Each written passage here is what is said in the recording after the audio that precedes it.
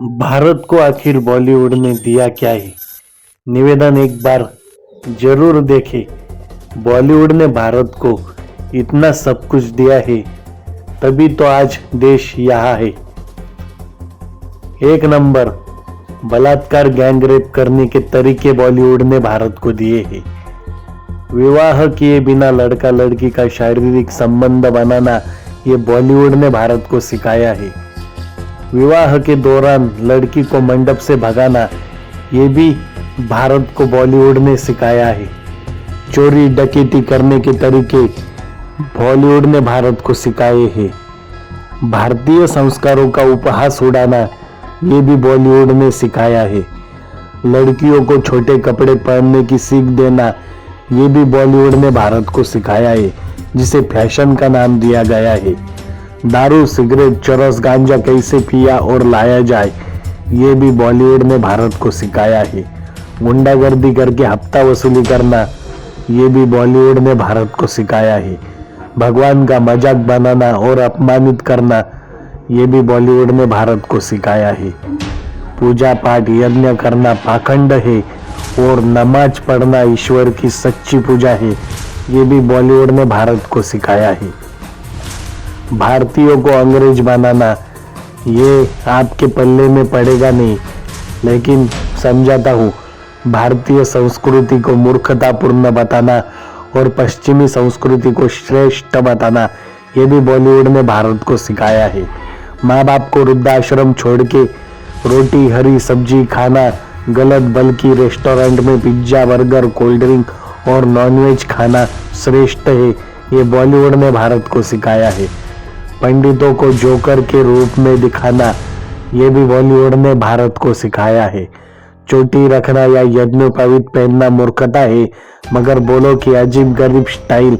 गजनी रखना, क्रॉस पहनना श्रेष्ठ है, उससे आप सभ्य लगते हैं, ये बॉलीवुड ने भारत को सिखाया है।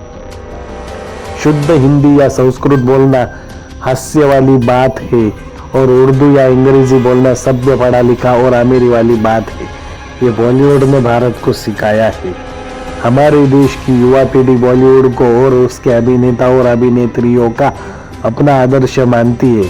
अगर यही बॉलीवुड देश की संस्कृति सभ्यता दिखाए तो सत्य मानिए, हमारी युवा पीढ़ी अपने रास्ते से कभी नहीं भटकेगी। समझिए, जानिए और आगे वीडियो को देखते रहिए।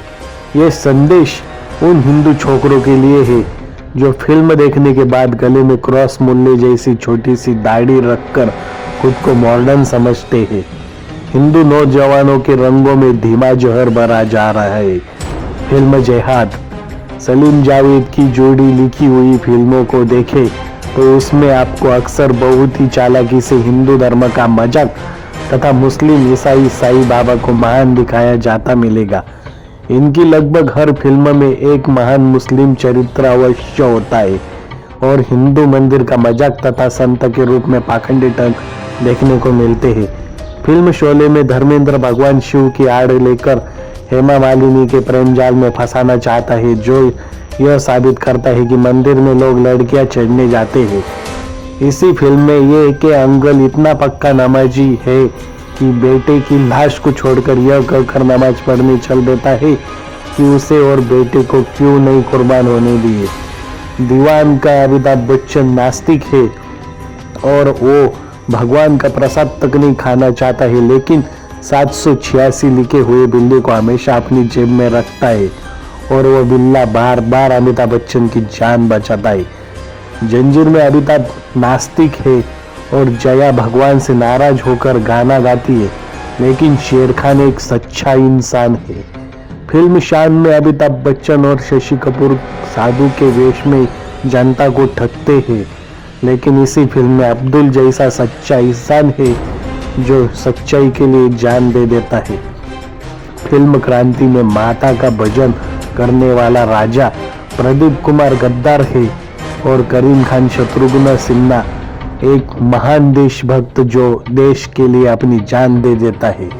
अमर अकबर एंथोनी में तीनों बच्चों को अब बाप किशन लाल एक खूनी स्मगलर है, लेकिन उनके बच्चों का अकबर और एंथोनी को पालने वाले मुस्लिम और ईसाई महान इंसान है। साईं बाबा का महिमा मंडन भी इसी फिल्म के बाद शुरू हुआ था। फिल्म हाथ की सफाई में चोरी ठगी को महिमा मंडित करने वाली प्रार्थना को भी आपको याद ही होगी। कुल मिलाकर आपको इनकी फिल्म में हिंदू नास्तिक मिलेगा या धर्म का उपास करता हुआ कोई कारनामा दिखेगा।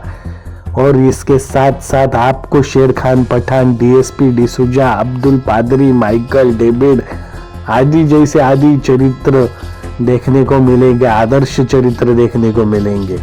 हो सकता है आपने पहले कभी इस बात पर ध्यान ही न दिया हो, लेकिन अब की बार जरा ध्यान से देखना। केवल सलीम जावेद की नहीं बल्कि कादर खान, कैफी आजमी, महेश भट्ट आदि की फिल्मों में भी यही हाल है। फिल्म इंडस्ट्री पर दाऊद जैसों का नियंत्रण रहा है। इसमें अक्सर अपराधियों का महिमा मंडित किया जाता है और पंडित को धूर्त, ठाकुर को जालिम बनाए और सुदगोर सरदार को मूर्ख, कामोडियन आदि की ही दिखाया जाता है। फरहान अख्तर की फिल्म भाग मिल्खा भाग में हवन करेंगे का आखिर क्या मतलब था? पीके में भगवान का रॉन्ग नंबर बताने वाले आमिर खान क्या कभी अल्लाह को रॉन्ग नंबर 766 भी फिल्म बनाएंगे? मेरा मानना है कि यह सब महज इत्तेफाक नहीं है, बल्कि सोची समझी साजिश है, एक चाल है। यदि सहमत हो तो सर्वत्र फैलाए।